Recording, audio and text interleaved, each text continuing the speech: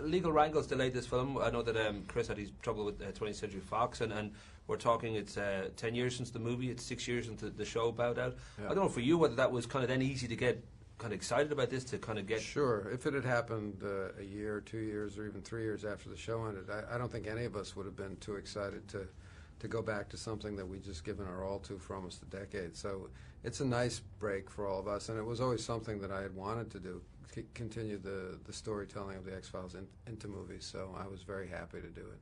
I know Gillian has said that she assumed when she kind of came back to the role that it'd be a bit like getting back on a bicycle, but she said it turned out to be a bit more like a unicycle, and she just really had to sort of relearn the stuff that she deliberately unlearned. I don't know for you whether it was very, very easy to get back into this character, whether there was that sort of sense of, I've got to remember where I was in my head when I was doing this before. A little bit of both. What happened for me was around the third week of the shoot is when Gillian showed up and we started working together as Mulder and Scully in the piece, and that really, to me, became the heart of the show and the heart of my character. So that when I started to play in those scenes, I really started to find again exactly the feeling and the kind of guy who this guy was supposed to be. So to continue your metaphor, I guess it's a bicycle built for two in the end. Ba-boom.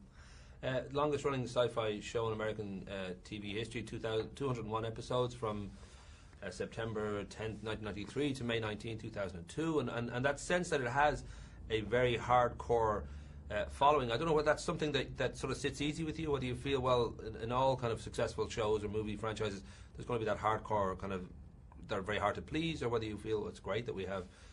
I have nothing but pride about the quality of the work that we did and the loyalty of whatever fan base we have. I just think,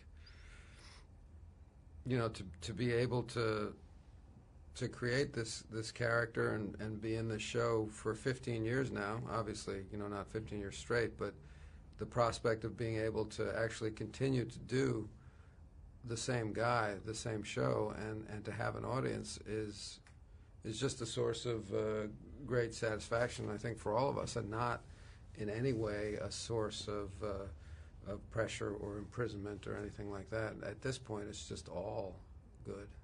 The fact that Dark Knight is sucking up everybody's pocket money at the moment meant that X-Files, when it opened last week in the United States, they did 10.2 million or thereabouts. It was lower than people expected, and there's a sense that the fans aren't sure what to make of the movie. I don't know if that sort of thing kind of, you know, affects you, whether you kind of feel, well, I made the movie I wanted to make and I'm happy with it. Really, after that, it doesn't matter. Or... Well, as an actor in the movie, I certainly made the movie that I wanted to make, and Chris Carter, who wrote and directed it, made the movie he wanted to make. And what you have to do is you have to please yourself, and then hope that others are pleased along the way. And if you set out to please others from the get-go, I think you're overthinking or outthinking yourself. This movie is a $29 million movie. That's what it cost to make. It's a minuscule budget for a movie that purports to be a summer blockbuster. It's just it can't compete in terms of spectacle with a movie like Batman, which cost, what did it cost, over $200 million to make. So you can't compare the two. And also, Batman is just it's just some kind of weird phenomenon. I mean, it's just bad timing that we have to come out on possibly the worst day in all of movie history.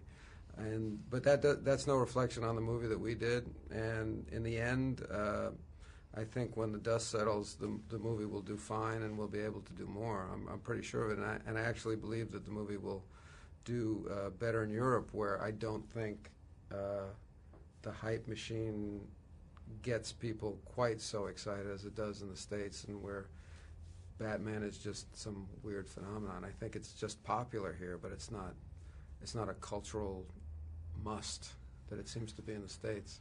I know that Chris mentioned the fact that before the TV series ended, you'd sort of bowed out, and he said there was work to be done there in regard to kind of getting you two back on the same page, because I know that before you'd said you always wanted more humour in them, and you'd always sort of played that side of it. Was that quite easy to reconcile, given that the years had passed and you felt possibly, you know, and most times when people kind of fall out, they can see well, you're talking about falling out after 8 years.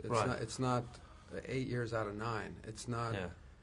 It's not as if I left in the middle of it, or were in the beginning of it. I mean, I left at basically the end of it. They did one more year, and I even came back for the final 2 episodes of that year. So